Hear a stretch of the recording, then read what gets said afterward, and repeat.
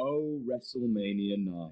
Oh, sweet tap-dancing baby Jesus Christ, WrestleMania 9. Holy blue-faced Jehovah's pregnant dog, WrestleMania 9 for the love of fuck. WrestleMania 9 is bad. Undertaker versus Giant Gonzalez, Razor Ramon versus Bob Backlund, Crush versus Doink, Hulk Hogan's "Hey look, I'm a champion again," Bret Who, that awful ending, and also the WWE debut of Jim Ross. It's a weird show. 1993 was a difficult year for the company, sliding further into a gaudy neon cartoon nonsense. WrestleMania 9 is that notion defined. I'm Adam from WhatCulture.com, and here are 10 fascinating facts about WrestleMania 9.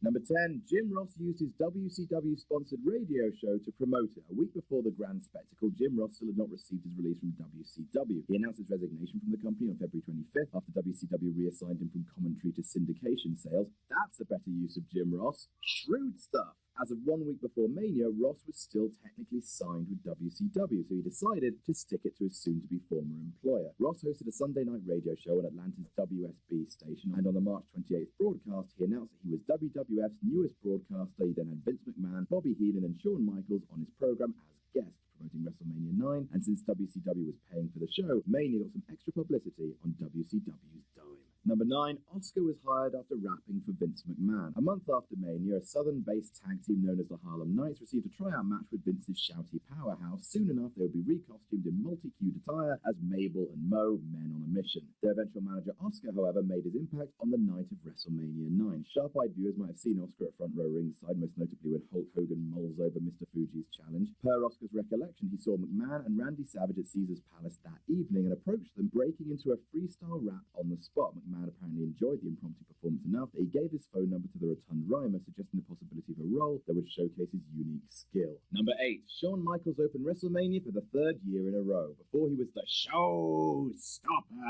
he was the show starter. Even though he wasn't yet the headliner, by 1993, Shawn Michaels was still seen as a highly gifted athlete that should kick off an important show with a quality performance. As the Intercontinental Champion, Michaels ended his brief feud with Tatanka in the opener of WrestleMania 9 by taking a count-out loss. 2 years earlier, Michaels and Marty Jannetty went over on Haku and the Barbarian in an underrated match. A year after that, a freshly healed Michaels was given a building block win over Tito Santana. Both matches opened their respective WrestleManias and are a window into how much faith Vince McMahon had in the Heartbreak Kid. Number 7, the ending of the Doink match was intended to be even weirder. Believe it or not, Doink the Clown actually used to be good. Not when he was running around with Dink or any of that SHIT, but when he started and was weird and dirty and evil, he was pretty great. When the cackling clown went over Crush at WrestleMania 9, he was assisted by a body double, basically twin magic but with clowns. That's odd. However, in a story attributed to Dave Meltzer, one of the originally suggested plans for how Doink would win was even odder. Apparently, Doink was to have been fitted with some unusual mechanism in the back of his mask beneath the wig. In the closing moments of the match, Crush, having applied the cranium crunch, was to be sprayed with multicolored matter that would have rendered him blind, and then he would have been pinned.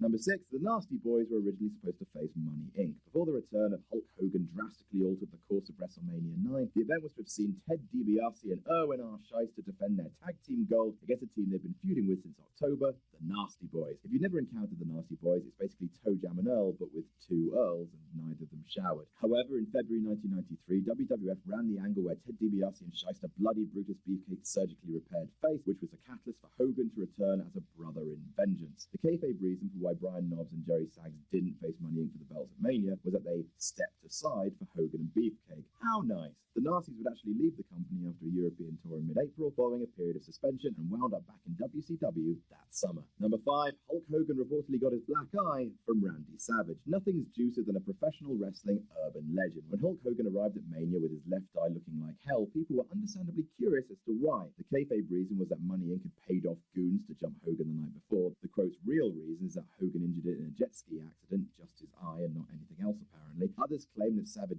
drilled Hogan in the face during a heated confrontation. Matt Vaughn, aka Doink, avowed in an interview that Savage's ex-wife Elizabeth, they divorced in 1992, was seeing a friend of Hogan's and that the Hulkster was hiding that fact from Savage. He also claims that the punch definitely did happen, though it's never been confirmed by anyone else. Number 4, on this night, Hogan and Hart both complete the hat trick. If you ask someone to name every wrestler that ever competed for a WWE World, Intercontinental and Tag Team Championship at a WrestleMania, chances are that the Hulkster wouldn't come to mind. Hogan was almost exclusively in the world title scene throughout his WWF career, and it's true, after WrestleMania 9...